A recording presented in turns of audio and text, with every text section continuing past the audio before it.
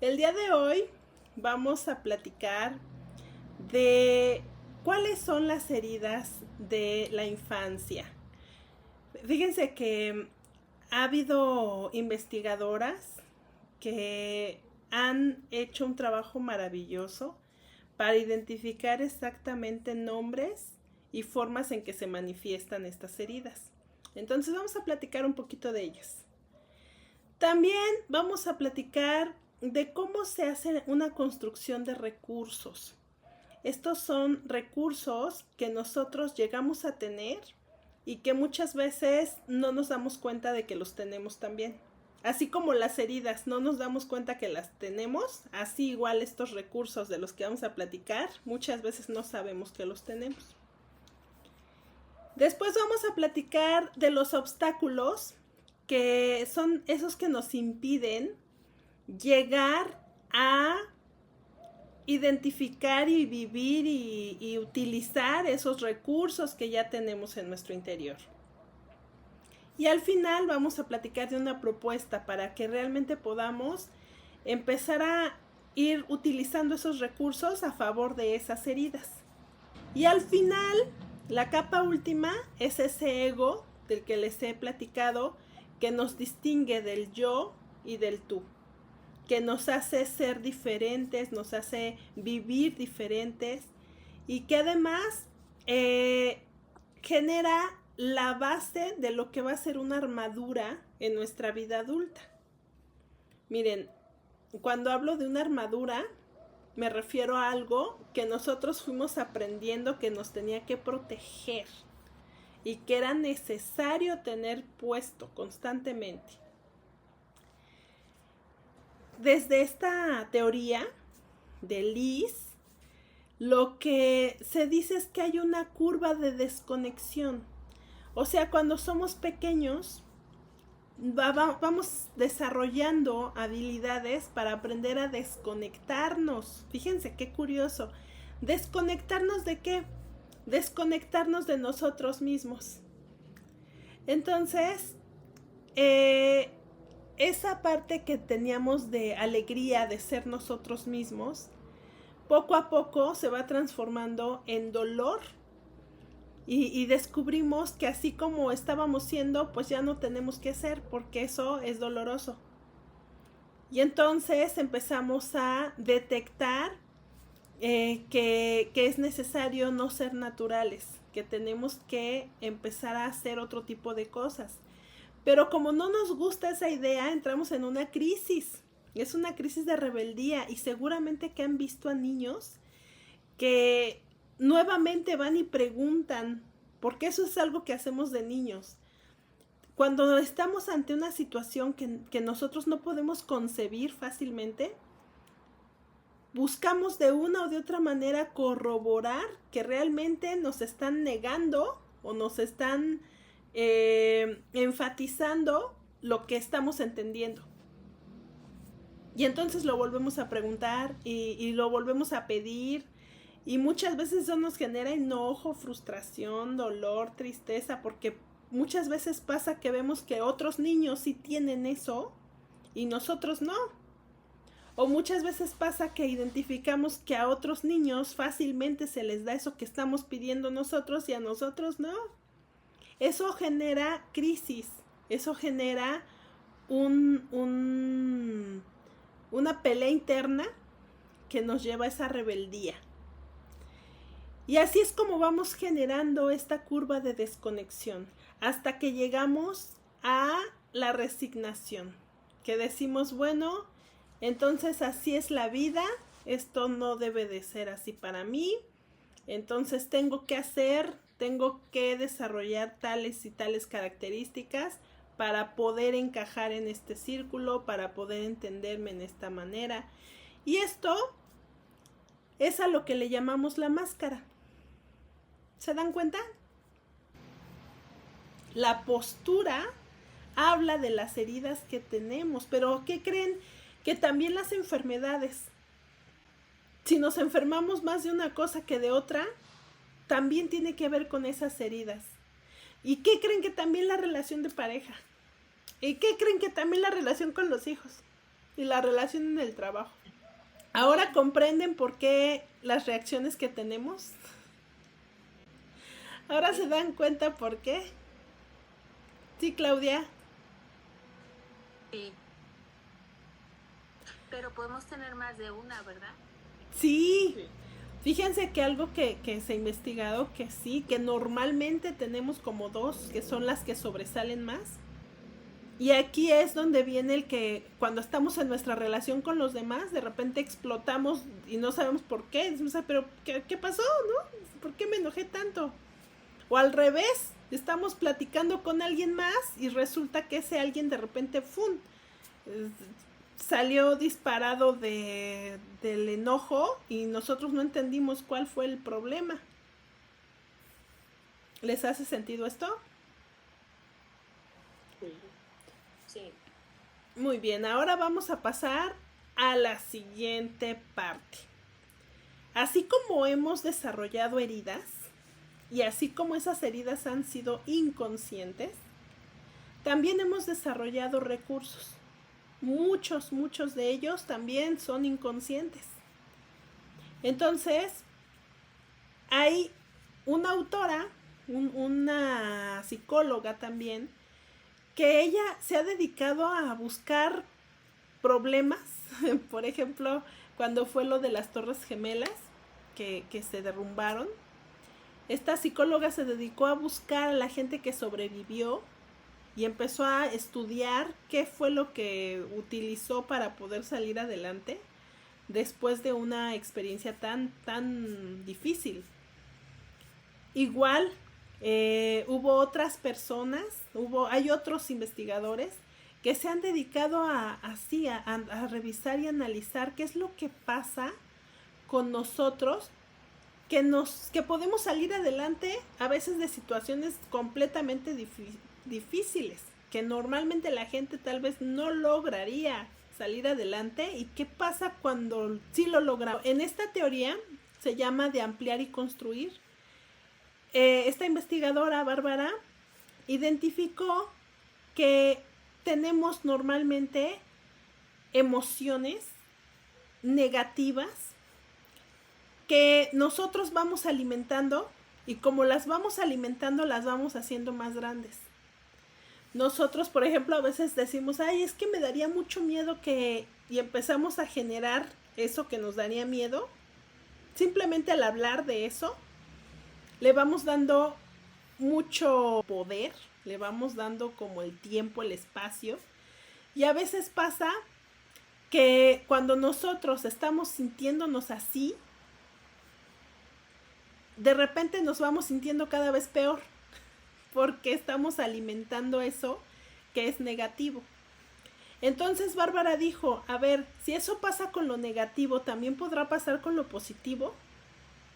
Y entonces empezó a investigar a estas personas que salieron adelante de crisis, como personas que habían vivido terremotos, choques, accidentes, y empezó a preguntarle cómo le hicieron para salir, para ir sacando sus propios recursos en crisis como esas. Y descubrió que la mayoría de la gente en esos momentos recurre a sus recuerdos positivos. Entonces empezó a identificar que junto con ese recuerdo había una emoción, y junto con esa emoción había momentos agradables que fueron construidos por esa persona, pero muchas veces son inconscientes. Entonces Bárbara dice, ¿y qué tal que si ahora empezamos a construir con conciencia estos recursos que ya tenemos? Y entonces hace algo que le llama una ampliación consciente, y funciona así como una espiral. Aquí está como la imagen medio intentada de la espiral, que tiene emociones de alegría, de interés, de amor, en general emociones positivas. Bárbara dice que esta es como una despensa que tuviéramos nosotros en un contenedor de despensa, pero de recursos positivos. que a veces decimos, ay, hoy fue un buen día, pero así como que de chiripa, ¿no? Pues quién sabe por qué, pero fue un buen día. Pero cuando somos conscientes y decimos, ay, hoy voy a crear estas actividades que yo ya sé que disfruto, entonces podemos crear esos buenos días con conciencia. ¿Se dan cuenta? Bárbara dice que el continuo humano tiene la normalidad de que nace, crece, vive y muere. Y párale de contar, se quedó con sus miedos, se quedó con su mismo cortisol, se estancó en algún punto y ya se murió. O sea, no decidimos más que eso. Pero también hay una propuesta de Bárbara que dice, ¿y qué tal que si en lugar de hacer eso normal, nos enfocamos en un florecimiento? Ella tiene una teoría a este trabajo, le llamó la teoría del florecimiento humano. Y dice que los seres humanos también podemos desarrollar nuestro propio florecimiento, así como las plantas lo hacen, también nosotros. Solamente es necesario, ¿qué creen? ¿Qué creen que sea necesario para lograrlo? Constancia. Antes de la constancia. Ganas de hacerlo. Querer. Sí, nomás necesitamos querer. Y para eso, pues es importante el abrir los ojos, el darnos cuenta que es posible. Qué bonito, ¿no? Bueno, ahora vamos a los obstáculos. Bueno, me van a decir, a ver, Aurora, si eso es posible, si traemos máscaras, pero se puede, ¿por qué no lo hacemos? ¿Por qué? Vamos a ver cuáles son los obstáculos. Ocurre que estamos enfocados en el problema. Muchas veces nos enfocamos en lo que no nos encanta. En la vida muchas veces nos estancamos por cosas que ni siquiera nos damos cuenta que nos detienen y que tienen que ver con nosotros mismos. No están las soluciones afuera, están adentro de nosotros. Y tenemos también recursos, pero pesan así como esta pluma. Miren, me encantó esta imagen porque se ve la imagen de la pluma como que tan sutil, y todo lo que traemos de atrás son piedrotas. Y entonces a veces decimos, es que yo soy, y nos hacemos nuestro autodiagnóstico, ¿no? Yo soy muy necia, yo no entiendo, y pum, nos vamos diciendo un montón de cosas. Y de recursos, los tenemos tan sutiles, pero soy muy buena persona. Y eso no dice nada. Entonces, es importante identificar qué es lo que nos obstaculiza el crecimiento. Algo muy significativo es nuestro trance que traemos interno, que estamos enfocados en lo mismo desde que despertamos hasta que nos vamos a dormir. Y esto lo que hace es que tengamos círculos que son como para mantenernos igual, en estabilidad. Seguimos mirando igual, porque para nosotros eso es la realidad.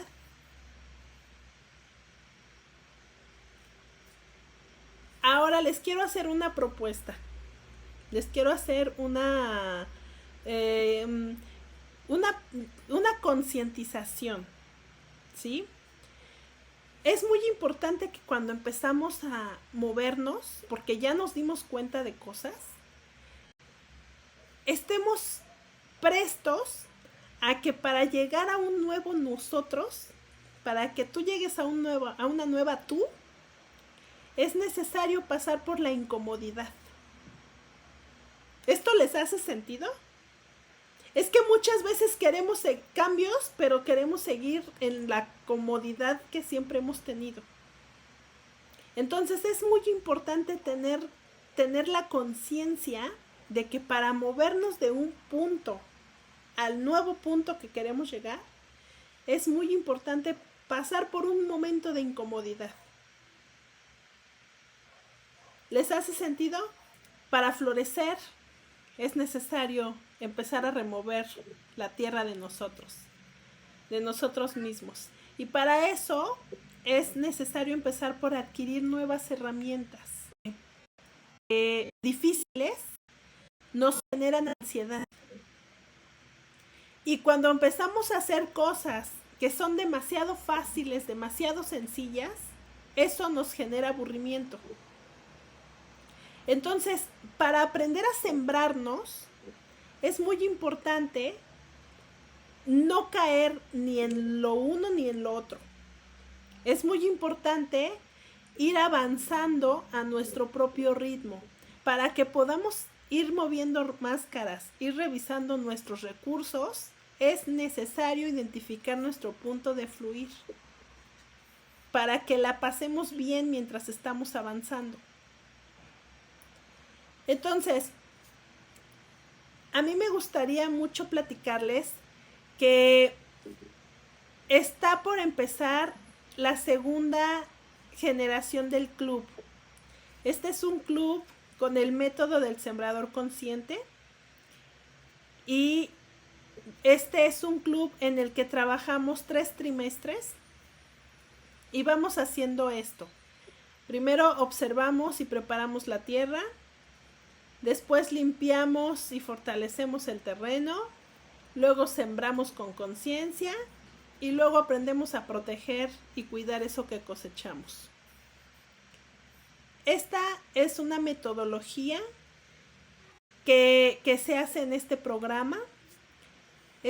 Para hacer este programa es muy importante empezar por un diagnóstico. Esta parte del diagnóstico es revisar cuáles son tus máscaras, revisar cuáles son tus heridas, revisar también cuáles son tus recursos. Por ejemplo, las personas que ya entraron al reto ya tienen su gráfica de sus fortalezas. Esa es parte de las características de los recursos positivos que ustedes ya tienen. Y desde ahí podemos empezar a trabajar para lo que sigue. Solo que sí es necesario identificar tus máscaras, identificar tus heridas. Y después, en el primer trimestre, trabajamos con la activación de la primera semilla. En esta primera semilla trabajamos con sanar a mamá y papá y trabajamos con tu árbol familiar.